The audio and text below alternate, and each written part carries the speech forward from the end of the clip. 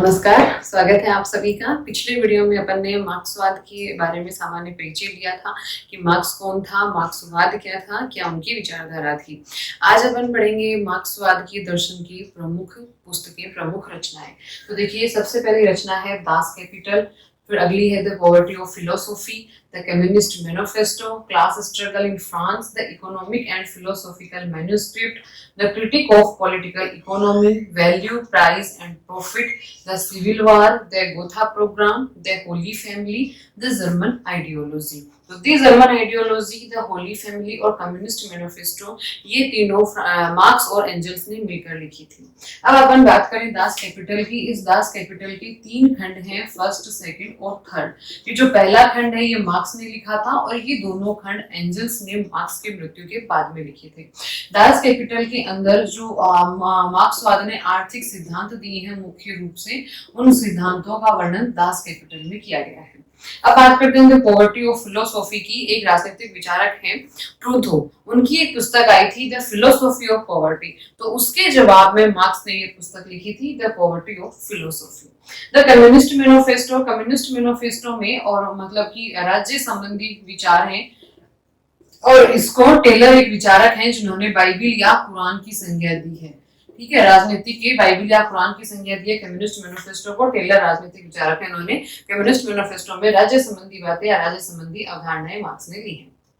फिर उसके बाद में अपन बात करें जर्मन आइडियोलॉजी की। तो जर्मन आइडियोलॉजी के अंतर्गत मार्क्स का द्वंद्वात्मक भौतिकवाद के सिद्धांत का वर्णन किया गया है जर्मन आइडियोलॉजी के अंतर्गत। तो इस प्रकार से ये मुख्यतः मार्क्स की रचनाएं हैं सारी की सारी, और इन रचनाओं के माध्यम से मार्क्सवाद हमारे सामने आया। मार्क्सवाद एक नई विचारधारा हमारे सामने आई और एक वैज्ञानिक समाजवाद के रूप में एक नया चिंतन विश्व के सामने स्पष्ट हुआ। अब अपन अगला टॉपिक लेते हैं। इस मार्क्सवाद को समझने के लिए हमें 3 चीजों को समझना होगा। सबसे पहले समझना होगा उत्पादन की प्रणाली को, मार्क्सवाद को समझने के लिए। दूसरा अपन को समझना होगा उत्पादन के साधन को, और तीसरा अपन को समझना होगा उत्पादन के संबंधों को। तो सबसे पहले उत्पादन प्रणाली के बारे में क्या समझना है। उत्पादन प्रणाली के बारे में 2 बातें समझनी है। सबसे पहले तो प्रणाली का तरीका क्या है कि भाई कृषि है या फिर उद्योग धंधे हैं या फिर हस्तशिल्प है या फिर मतलब कि अन्य कोई तरीका है, यानी कि उत्पादन की प्रणाली का तरीका क्या है, किन तरीकों से उस राज्य में उत्पादन हो रहा है। तो उत्पादन की प्रणाली क्या है, हस्तशिल्प है, कृषि है या उद्योग है। दूसरी जो इसके बारे में बात समझनी है वो ये है कि कौन सी राज्य व्यवस्था है वहां पर, मतलब कि कौन सी राज्य व्यवस्था के अंतर्गत वो प्रणाली चल रही है। जैसे कि वहां पर पूंजीवादी व्यवस्था है या वहां पर समाजवादी व्यवस्था है या वहां पर लोकतांत्रिक व्यवस्था है। इस बात को उत्पादन की प्रणाली के अंतर्गत जानना आवश्यक है। यानी कि मार्क्सवाद को समझने के लिए 3 बातें समझनी है, उत्पादन की प्रणाली, उत्पादन के साधन और उत्पादन के संबंध। अब उत्पादन की प्रणाली के अंतर्गत 2 बातों को जानना है।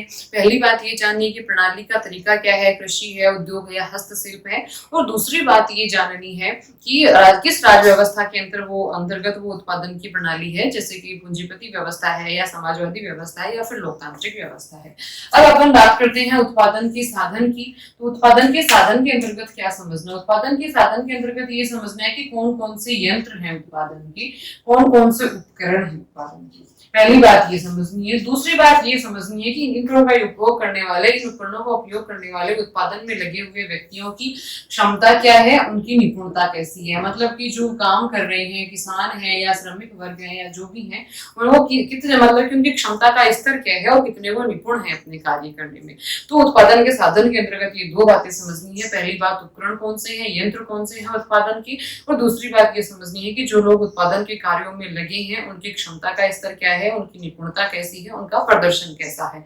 अब तीसरे बिंदु पर आ जाते हैं अपन उत्पादन के संबंधों पर। उत्पादन के संबंधों पर यह समझना है कि उत्पादन प्रणाली के अंतर्गत मनुष्यों के आपस में किस प्रकार के संबंध विकसित हो जाते हैं, यानी कि किस प्रकार के संबंधों का विकास मनुष्य आपस में कर लेते हैं। जैसे कि जिन उत्पादन के साधनों पर जिस वर्ग का प्रभुत्व होता है वो बन जाता है स्वामी वर्ग या प्रभुत्वशाली वर्ग, और जो इस चीज से वंचित रहता है, यानी कि जो वर्ग उत्पादन के साधनों पर अपना अधिकार या स्वामित्व नहीं जता पाता है वो बन जाता है पराधीन वर्ग। तो कौन सा पराधीन वर्ग है, कौन सा प्रभुत्वशाली वर्ग है, इन बातों को समझना आवश्यक है। तो मार्क्स के दर्शन को समझने के लिए 3 बातें अपन ने समझी हैं: उत्पादन की प्रणाली, उत्पादन के साधन और उत्पादन के संबंध। इन तीनों बातों को समझने के बाद में मार्क्स के सारे सिद्धांत, मार्क्सवाद के सारे सिद्धांत, चाहे वो अतिरिक्त मूल्य का सिद्धांत हो, चाहे वो इतिहास की भौतिकवादी व्याख्या हो, चाहे वो द्वंदात्मक भौतिकवाद का सिद्धांत हो, सारे के सारे सिद्धांत अपन को समझ में आ जाते हैं इन तीनों बातों को समझने के बाद में। तो ये था अपना एक छोटा सा टॉपिक जिसमें अपन ने मार्क्स की प्रमुख रचनाओं की बात की। सारी की सारी रचनाएं, जिसमें से सबसे महत्वपूर्ण दास कैपिटल और द कम्युनिस्ट मैनिफेस्टो है, और ये रचनाएं हमेशा पूछी जाती हैं, कॉम्पिटिशन एग्जाम में पूछी जाती हैं, 12th की बोर्ड में भी पूछी जाती हैं। तो अत्यंत महत्वपूर्ण ये टॉपिक है, मार्क्स की मुख्य रचनाएं और मार्क्स को दर्शन को समझने के लिए क्या आवश्यक है सबसे पहले जानना या समझना। धन्यवाद।